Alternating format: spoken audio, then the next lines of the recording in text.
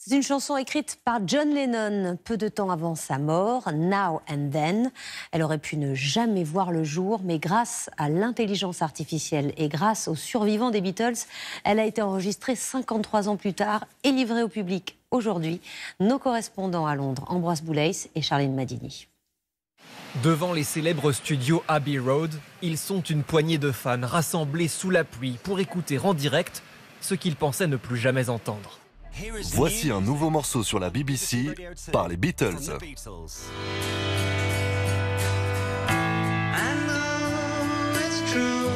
La voix de John Lennon, cristalline,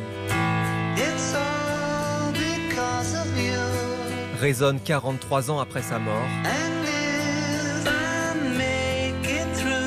dans cette ballade mélancolique. La voix de John, ça faisait si longtemps. C'est surréaliste. C'est vraiment surréaliste. C'est meilleur que je ne pensais. Je connaissais la maquette originale. Ils ont fait du bon boulot. Ce sont les Beatles à nouveau réunis.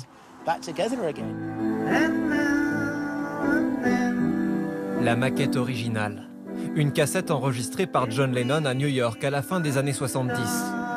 Après sa mort, son épouse Yoko Ono l'offre à Paul McCartney, George Harrison et Ringo Starr pour finaliser la chanson. Il tente sans succès. Il fallait retravailler le son, il fallait nettoyer.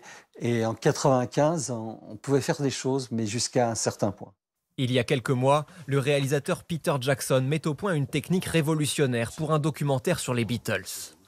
Nous avons développé ce qu'on appelle le démixage. À partir d'une simple piste mono, avec l'intelligence artificielle, on arrive à isoler les voix et les instruments.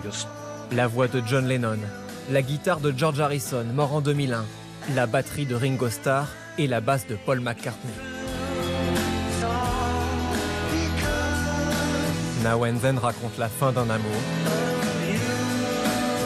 53 ans après la séparation du groupe le plus vendu au monde.